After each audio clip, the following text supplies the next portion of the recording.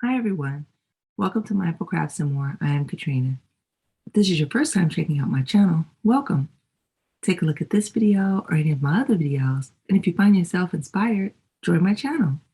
For those of you who are returning, welcome back. I really appreciate you just hanging out with me for a bit. So, hi everyone. Today is VEDA number 13, and I am still going strong. All right. So today I thought that I would talk to you guys about comfort and about prayer. Um, there are times when we need comforting, and there are times when we need prayer. And sometimes, as crafters, we can be inspired to help one another with our crafting to provide comfort and prayer. Now, I have made a few um, prayer shawls and then blankets that are for comfort, but I'm just posing something to you guys just to inspire today that you can do something on a small scale that also can just mean such a big, big thing for others. And that is pocket prayer cloths and shawls. All right, so I'm going to show you some examples of pocket prayer cloths and shawls, and hopefully it will help you to understand. So let's take a look. Here I have a stack of crochet pocket prayer cloths. All right, these are with a cross design, and they're made with Simply Soft yarn, and I've done them in several colors. And these are actually just leftover bits of yarn that I had from other projects. Now, this is also a Karen Simply Soft, but this was a different fiber content. I think this was like they're recycled. And so it turned out that it was a little bit bigger because it was thicker. And then, of course, this one is a different yarn, but still a very nice, soft yarn. These are very easy to make. They don't take a long time at all. And this was one of my first videos that I put up to make a pocket prayer cloth here on YouTube. So you can check it out, and I will put that information in the description box below. All right, so now for those who knit, you can also make pocket prayer cloths. And here's an example here. Now, this one was done with needles, but this one was done on a loom. And I have a few in different colors. This one also on a loom, and this one with needles. All right. So this also is here. I did a mystery knit loom along, and this was the result of the mystery loom along. And so 2 examples, and I'll put the information in the description box below in case you want to check it out. All right, so what about on maybe a different theme? All right, so now this one is still in keeping with the cross, and this one is just a larger one. And this is part of a collection of pocket prayer cloths and shawls that I found online that was free, and it was done by a prayer cloth ministry. And they put all of their patterns together, and I'll put the information right here so that you guys can see where I got it from. All right, but here are some of the patterns that I got from that. So this one, as you see, is a heart.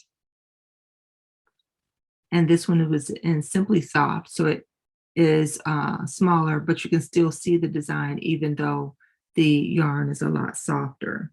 All right, so here's another one, similar color. All right, so now different topic. So now these are angels, and I'm not sure if you can see that well, but these are angels. Okay, they're the wings back here. All right. more angels, and that one's harder to see. And this one is in white. I'm not sure if you can see that or not. And this one is in a purple, and hopefully you can see the wings go up like this, and then the dress goes down, or the gown goes down like that. Okay. And here are some doves. Here it is in green. And here it is in this kind of mauve color. All right. So they also had a fish design, which I thought was really nice. Okay. And this was one that was part of another pattern that I really just wanted it to be small, and I just wanted this portion. And so if you guys can see, can you see the dove? I hope you can see the beak is right here and the wings here and there, and here's the tail there. Okay. And here it is in blue. And I really love the way it turned out. All right. So what if you don't necessarily want it to be, patterned like that? Here's something that's just a very simple Trinity style shawl. All right. And it's just a triangle shawl made small. And I put in detail by making a garter stitch at the bottom, along the edges, and along the top, which helps to prevent it from rolling so much. Here it is in another color. All right. And again, they can provide comfort. They're nice and soft. The person, as they are praying, can hold it. Or if they just need to feel comfort, they can just have this in their pocket. It doesn't take up a lot of space, and you can take it anywhere. All right. All right. So now, of course, I got a little bit more fancy, and I found a few patterns that gave instructions on how to do different shaped shawls. And so I tried my hand at the pocket ones and just made them small. All right. This is how they would start out. So I just went ahead and did them like that. And this one is a little bit larger. All right. Hope you can see that. All right. Now, other things that you can do are when you're trying to work on stitch patterns, you can make a small one and turn it into a pocket prayer cloth. And that way, there's a purpose for what you are doing, and you are using it for whatever it is you want to make that's larger, but then you're also getting some use from it, because then you can provide some comfort or a prayer for someone. With these, usually what I do is I take them all, I make them, collect them together, and then I will put them in a package and then deliver them to the different ministries that are receiving them. And then they in turn will then pray over them before they distribute them. And that way, whatever the specific prayer is that they are in need of, then that's all taken care of by the ministries that are passing them out. It's just my part of trying to do what I can to inspire and to just be there, even though I'm not really there in person. All right. So I hope that this inspires you guys to maybe think about maybe using your skills to provide some comfort for others as well in this way. All right. So now next, what I want to do is go ahead and do our word jumble puzzle. So word jumble puzzle, for those who haven't been doing it, or maybe who are just now starting to see the VEDA, is a portion of a calendar that I purchased a couple of years ago.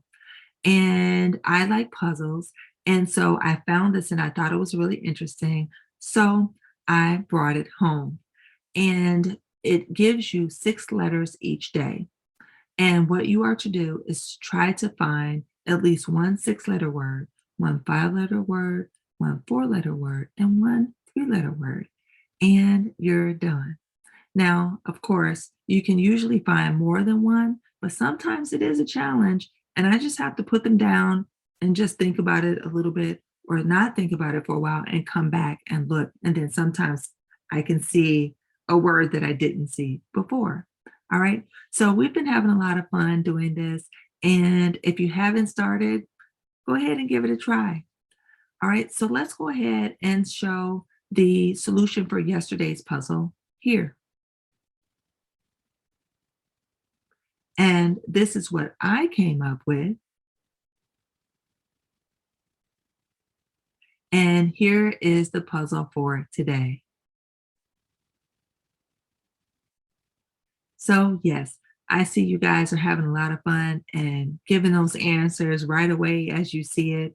And I so appreciate that. Thank you, thank you, thank you so much for participating. All right, now, um, let's go ahead. I don't want to make it long. I am going to just say, do everything you can, guys, to be mindful, to be at your best health. And by all means, guys, be crafty every day. I look forward to seeing you guys again on tomorrow. Bye bye now.